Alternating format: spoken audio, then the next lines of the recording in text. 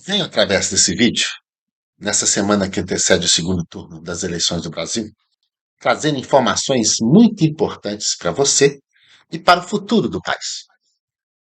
Eu vou para vocês um pouco do conceito de câmaras de eco. Eu trabalho com física e estatística, minha especialidade são sistemas complexos, e essas câmaras de eco têm sido estudadas muito intensamente na literatura nos últimos anos, porque elas estão diretamente associadas ao fenômeno de polarização que nós estamos vendo na nossa sociedade. O que são essas câmaras de eco? Com o advento da internet, foi muito bom porque houve uma democratização da informação nas redes sociais e nos grupos, de tal maneira que as pessoas puderam escolher, né, as fontes das suas notícias. Isso que, de modo a princípio, é uma coisa muito positiva, porém gerou um efeito danoso que ninguém poderia prever. Dentro dos sistemas complexos, nós chamamos isso de fenômenos emergentes. E essas câmaras de eco são exatamente um exemplo desse fenômeno emergente. Uma câmara de eco, ela não existe fisicamente. Ela é construída a partir das suas escolhas. E a partir das suas escolhas para as notícias que você recebe, né, você cria um filtro virtual de tal maneira que só entra naquele filtro aquela notícia com a qual está em acordo com o seu modo de pensamento, com a sua forma de visão do mundo. Né? E isso implicou num processo de que as pessoas passaram a enxergar a realidade não como a realidade realmente é, mas a realidade a partir do filtro gerado pelas câmaras de eco. E com isso, manipuladores de opinião pública, né, e que estão a serviço de pessoas com interesses escusos, que passaram a utilizar, através da inteligência artificial e do uso de robôs, passaram a manipular a opinião pública, introduzindo dogmas e conceitos dentro dessas câmaras de eco e reforçando com a utilização de robôs o engajamento e a aceitação dessas ideias. Isso aconteceu em vários países do mundo, né, e gerou a influência nas eleições dos anos de 2016 até hoje. E agora é preciso que nossa sociedade esteja consciente dessas câmaras de eco e que nós façamos, né, um esforço para quebrar essa polarização que está sendo imposta por uma pauta de pessoas que, no fundo, só querem o poder e controlar os votos dos cidadãos. Porém, eu tenho uma boa notícia para você. O Brasil ainda não está polarizado. De cada 20 pessoas que votaram no primeiro turno, 6 não escolheram o candidato que está no segundo turno.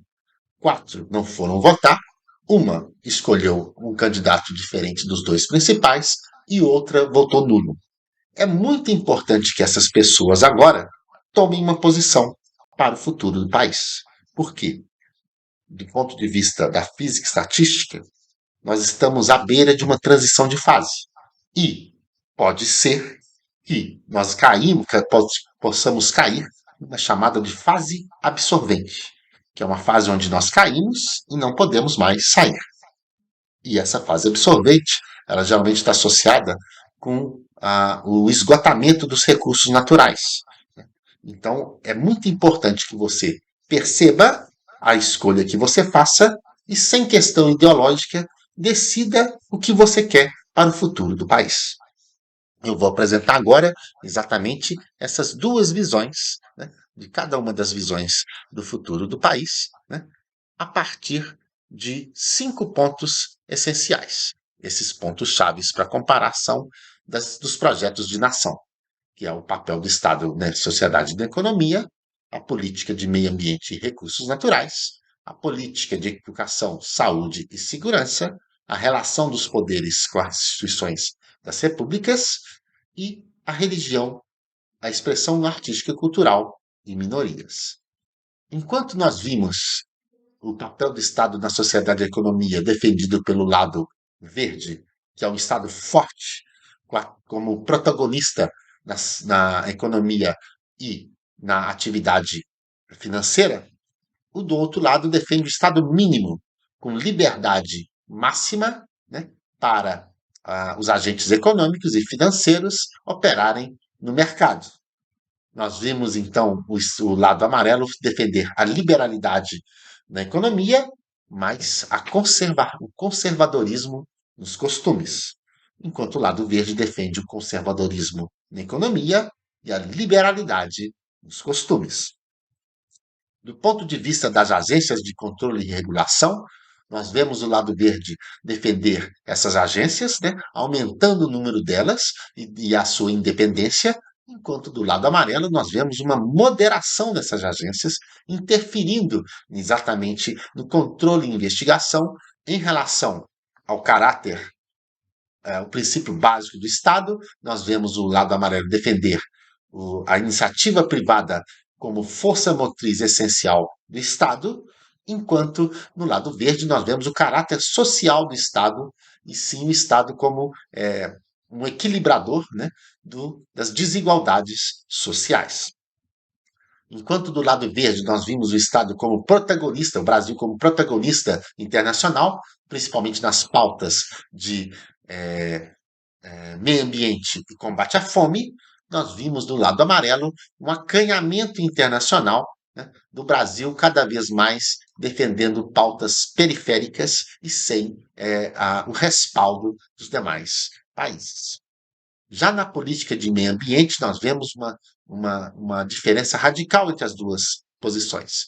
Enquanto do lado verde nós temos um caráter de proteção, né, com conservação do meio ambiente, defesa da regulação sobre a exploração mineral e energética dos recursos naturais, principalmente da madeira, e a preservação da Amazônia, com proibição da exploração de terras indígenas e parques nacionais.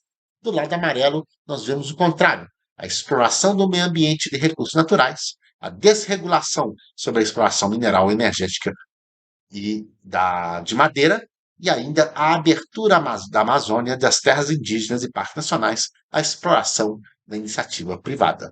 Então, vemos aqui um ponto onde as duas visões são contraditórias e radicalmente diferentes. Em questão de políticas de educação, saúde e segurança, nós vemos o lado amarelo defendê-las como dever do cidadão e o lado verde defender como dever do Estado, fazendo que saúde e educação sejam gratuitas e públicas, enquanto o lado amarelo defende a privatização progressiva da saúde e da educação, introdução do homeschooling, né, do estudo em casa, e também da saúde da família. Vimos o lado amarelo incentivar o armamento da população e colocar o cidadão no ponto de na linha de frente da sua garantia, da sua segurança pela força. Já o lado verde defende o desarmamento da população e o Estado como único garantidor da segurança pública pelo uso da força.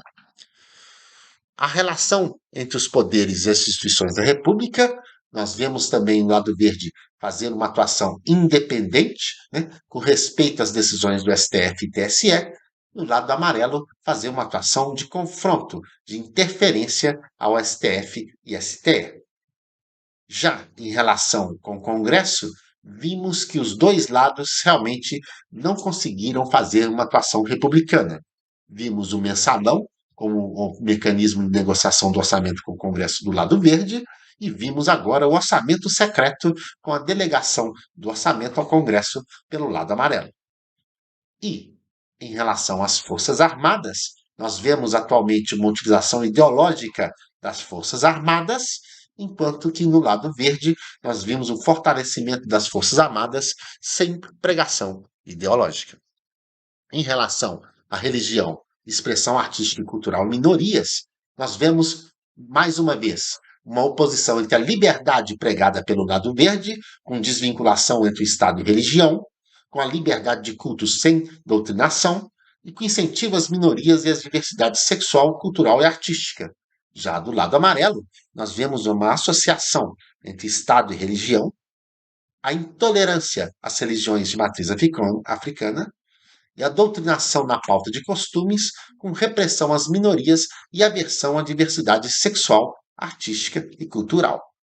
Dessa forma, nesses 5 pontos, nós vemos claramente que são visões muito diferentes para o país E é sua vez de escolher o que você quer e faça do seu voto o poder de mudar o Brasil.